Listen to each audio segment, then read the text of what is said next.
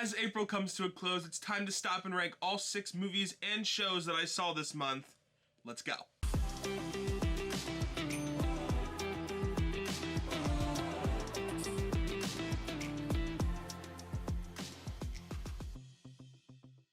Welcome back, Kernels, to another video. Today we're going to be ranking all 6 projects that I saw in April, from the worst to the best. Right before I get into this list, if you are new to the channel, consider subscribing so you don't miss any more rankings like this one, or just anything in general from the channel. And let's dive in. Coming in at number 6, I have The Ministry of Ungentlemanly Warfare. A movie that I honestly didn't hate.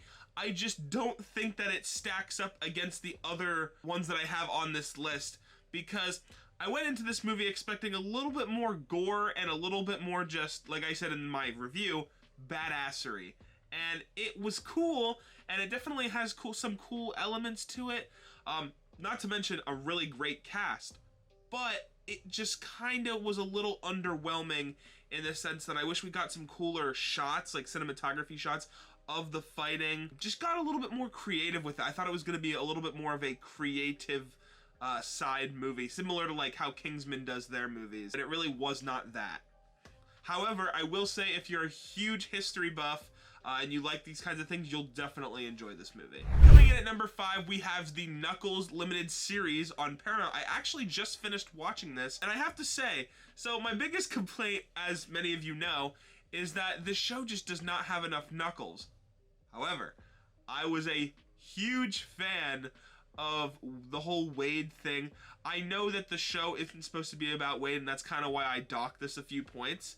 But I still enjoy the show for what it's given us. Because I think Wade is just a really dumb and funny character, and I like seeing him interact. I like seeing him on his own in general, actually. But seeing Knuckles alongside him is definitely a plus. And not to mention the CGI for Knuckles looks fantastic, so that's why it comes in at number 5 for me. Coming in at number 4, I have Monkey Man, a movie that I feel like a lot of people maybe like were really excited about, and for what I know, it delivered.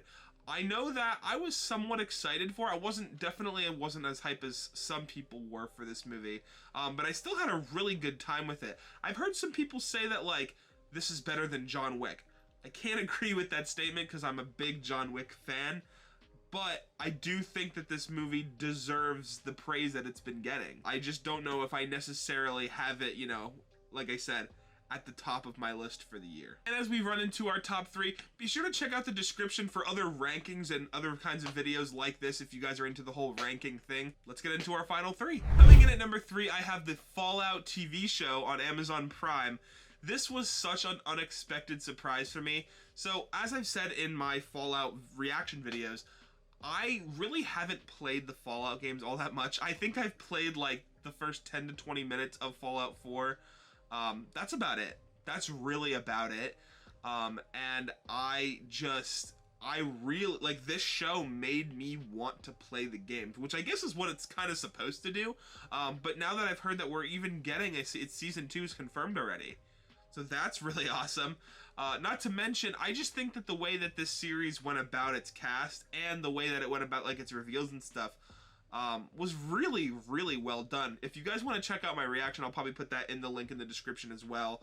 But definitely one of my favorites of the year. And for my runner-up, I have Abigail, a movie about a ballerina vampire who kind of just goes nuts.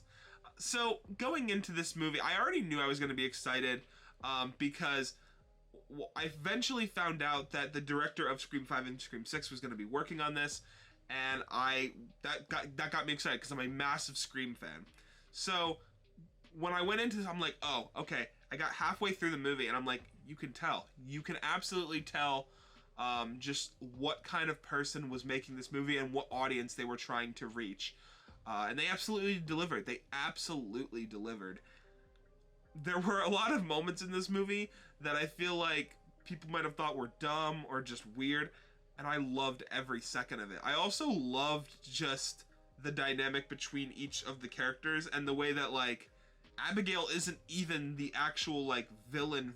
Like, she is, but then she doesn't become the, I don't know, it's a little weird. But if you want to know like my whole thoughts on that, definitely go check out my review on that movie. But at number 1 for April, I have Civil War easily, a movie that I've heard a lot of people are mixed about, but I definitely am not. I had a really, really good time with this one. I will say, I went into this expecting a lot more of the guns a-blazing and that kind of thing, when in actuality, this is more of a personal story about a group of friends that are just trying to, you know, make a living through, you know, camera work and blogging and that kind of thing, right? But they get caught in the crossfire, and it's just really interesting to see them navigate this world with no weapons. Once again, they don't have a gun, they don't have anything.